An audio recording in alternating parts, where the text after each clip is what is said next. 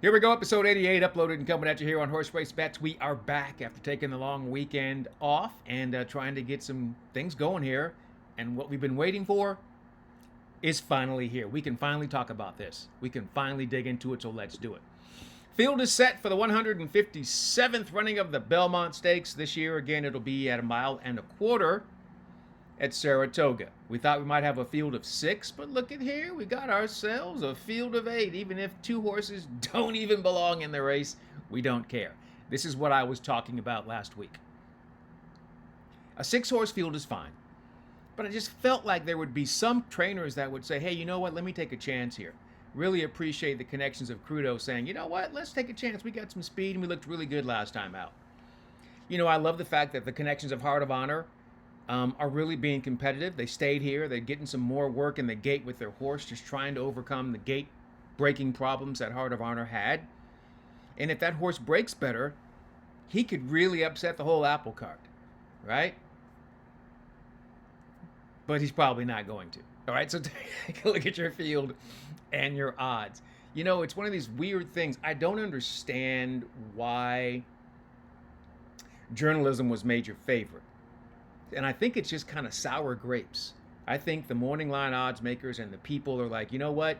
Screw you, Sovereignty. You didn't run the Preakness, so we think the public's going to make journalism the favorite. And I'm like, are you crazy?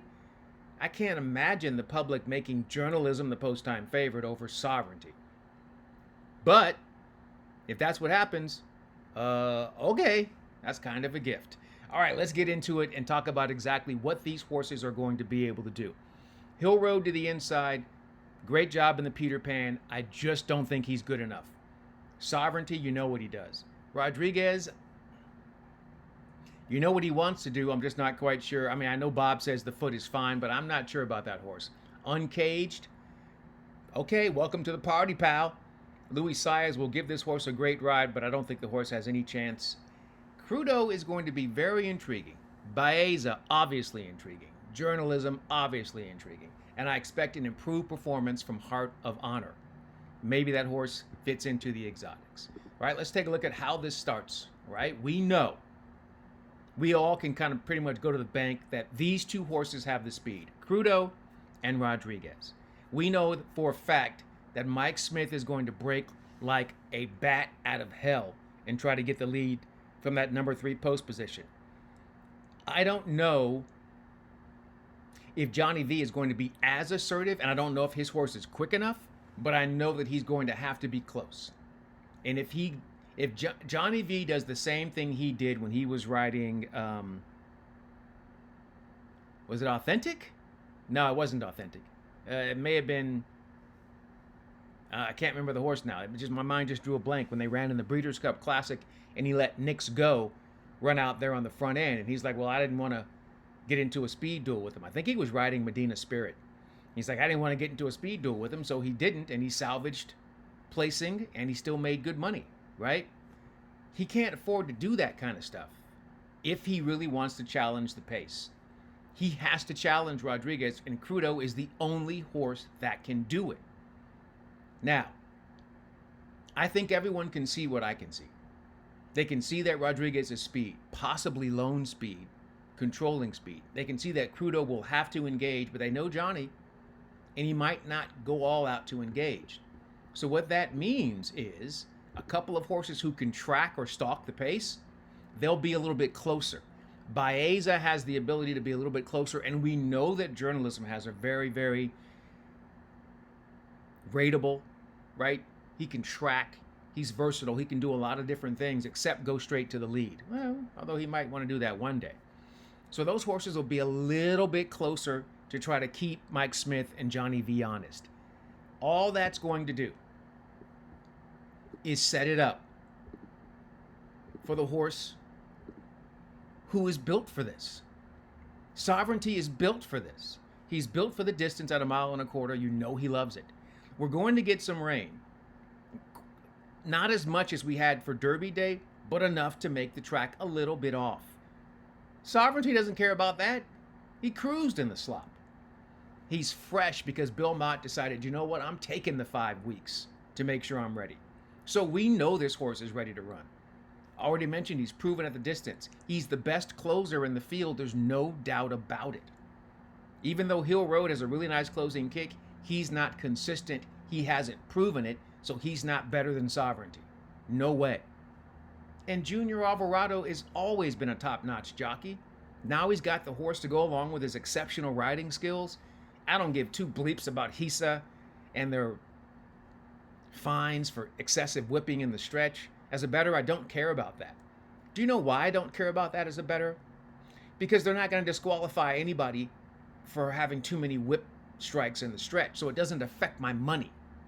So I don't care. And Junior will find someone to pay that $62,000 fine, or they're going to reduce it, whatever. It's not for us to worry about, and it doesn't even concern us, so I don't care. Junior's going to win this race. It's not even, it might be close. But here's the thing. It won't be close with Journalism. It'll be close with Baeza. That's the horse that might give Sovereignty some trouble, because Baeza is going to beat Sovereignty to the punch. He's going to get the jump on him, and Sovereignty will have to run him down. And I believe he can do that. So there it is. And the thing about it, with Sovereignty being your 2-1 second choice and Journalism being 8-5, I really think a bunch of knuckleheads out there are going to make Journalism the favorite. And I'm like, please do that. Please. That's just giving me more money, because I don't think you can beat Sovereignty. You just can't do it. All right. That's what I think about the Belmont. It's not that hard to look at it and make a decision.